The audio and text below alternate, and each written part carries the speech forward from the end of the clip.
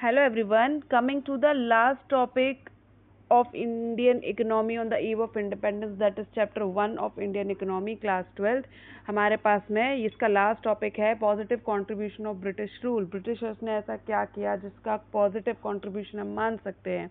तो इसमें आपका पहला पॉइंट आ रहा है ग्रोथ इन एग्रीकल्चरल सेक्टर। ऐसे तो एग्रीकल्चरल प्रोडक्टिविटी बहुत लो थी हमारे ब्रिटिश रूल के दौरान, बट कुछ एब्सोल्यूट टर्म्स में अगर हम देखें तो एग्रीकल्चरल सेक्टर में कुछ ग्रोथ था due to the expansion of aggregate area under the cultivation. कुछ एरिया ज़रूर एक्सपैंड हुआ है जिसकी वजह से थोड़ा बहुत ग्रोथ एग्रीकल्चर में देखने के लिए मिला।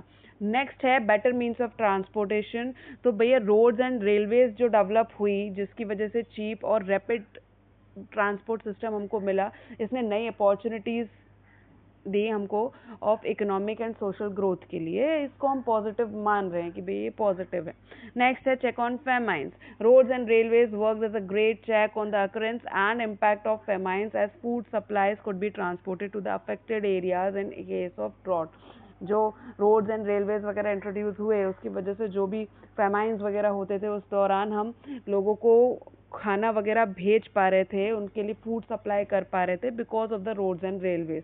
ओके और कहीं पर सूखा वगैरह अगर पड़ा हुआ है तो उधर पे ये चीज़ें हम आसानी से भेज पा रहे थे। Then next one is shift to the monetary system. हमारे यहाँ जो बार्टर सिस्टम चलता था उसको मॉनेटरी सिस्टम की तरफ हमने ब्रिटिश रूल ने क्या किया है, शिफ्ट किया है। तो वो भी एक तरह से बेनिफिट पॉजिटिव कंट्रीब्यूशन दिखाता है। देन इसके बाद में last one is effective administrative setup. तो इफेक्टिव एडमिनिस्ट्रेटिव सेटअप बता रहा है कि ब्रिटिश गवर्नमेंट ने एक एफिशिएंट एडमिनिस्ट्रेटिव सिस्टम बनाया था जिसकी वजह से इंडियन पॉलिटिशियंस को भी एक रेडी रिकनल टाइप का मिला कि हमने भी वही फ्रेम अडॉप्ट किया फॉर एडमिनिस्ट्रेटिव सिस्टम के लिए, एडमिनिस्ट्रेशन के सिस्टम को सेटअप करने के लिए। Okay, so these were the positive contribution of British rule. और लास्ट में जो आपका कंक्लूजन आ रहा है वो ये है कि state of Indian economy on the eve of independence क्या था। तो पहली चीज़ हमने पहले ही देखी कि कॉलोनियल इकोनॉमी थी। कॉलोनियल इकोनॉमी थी मतलब कॉलोनियल एक्सप्लॉयटेशन था जो कि अराउंड 200 साल तक चला है। ब्रिटिश रूल की वजह से बहुत ज़्यादा वेल्थ हमारे यहाँ से ड्रेन हुई है इंडिया से in order to facilitating growing British industry. उन्होंने अपनी इंडस्ट्री को ग्रो किया यहाँ का पैसा यूज़ करके। ओके, फिर इसके अलावा इन्होंने इंडियन एग्रीकल्चर को क्या किया, कमर्शलाइज करने के लिए वो किया, एनकरेज किया। और जो भी to transform Indian economy into the British colony. Okay, next one is the impact of British colonial policy was deep on India कि even at the time of independence जो ब्रिटिश कॉलोनी का जो colonial policy के जो impact है हमारे ऊपर वो आज तक हैं। इंडिपेंडेंस के टाइम तक की बात क्या करेंगे, आज तक लोगों के ऊपर वो एक छाप जो है, इम्पैक्ट जो है वो अभी तक है। नेक्स्ट है हमारा semi feudal economy. Semi feudal economy के टाइम के इसके लिए हम क्या कह रहे हैं कि introduction of the feudal economy हुआ था यहाँ पर कि लैंडलॉर्ड और टेनेंट का रिलेशनशिप जो था वो इधर पर आया था। Landlord use to charge very high rate of लगान and very cruel to the cultivator.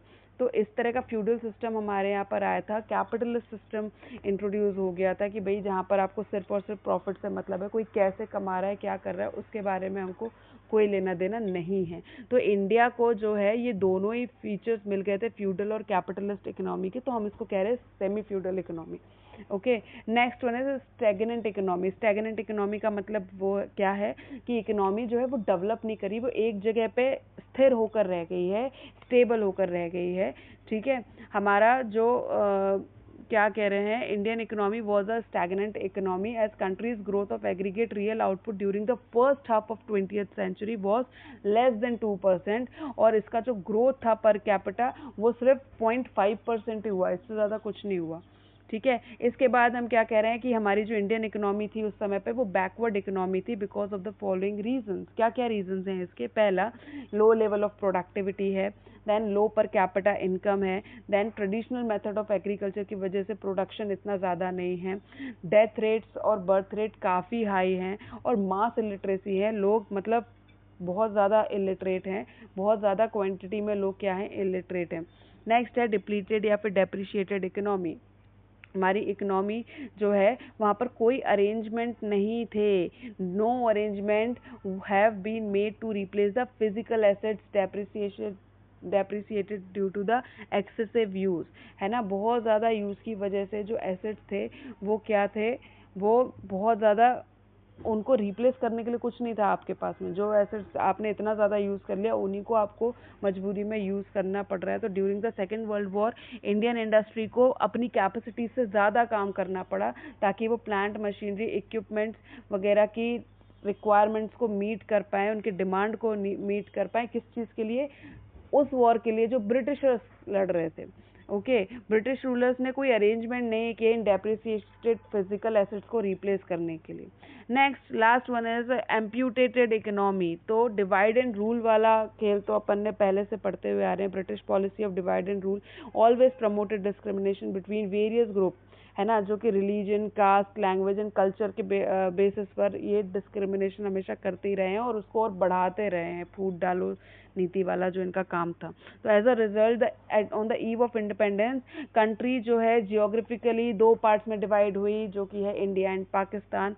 Partition of the country virtually disrupted the economy due to, पहली चीज कि आपको बहुत सारे लोगों को रिहेबिलिटेट करना था जो पाकिस्तान से भारत आए थे। दूसरा, रॉ मटेरियल का शॉर्टेज था, शॉर्टेज ऑफ रॉ मटेरियल जो कि जूट एंड कॉटन मिल्स के लिए चाहिए थे वो बहुत कम थे, है ना। और क्यों थे कम? क्योंकि ये जितने भी जूट एंड कॉटन मिल्स थे ना, ये सारे के सारे पाकिस्तान में चले गए थे, ज़्यादातर पाकिस्तान में चले गए थे। हमारी ज़्यादातर जो उपजाऊ, जो फर्टाइल ज़मीन थी ना, वो सब पाकिस्तान में चली गई थी। तो इन चीज़ों की वजह से काफ़ी हमें परेशानी हुई। ओके, तो यहाँ पर आकर हमारा chapter first, that is Indian economy on the eve of independence, ख़त्म होता है। इस चैप्टर का वेटेज 2-3 मार्क्स से ज़्यादा का नहीं है, लेकिन हमको ये सारी चीज़ें एक बार में देखनी है अच्छे से, और जितने भी इम्पोर्टेंट क्वेश्चंस होंगे उसका एक मैं लिस्ट ज़रूर भेजूंगी कि जो इम्पोर्टेंट क्वेश्चंस इसमें से बन सकते हैं। बाकी एमसीक्यूज़ अगर आप ये अपनी संदीप गर्ग वाली बुक में से एमसीक्यूज़ और क्वेश्चंस देखेंगे ना, तो काफ़ी कुछ आपको उसमें मिल जाएगा।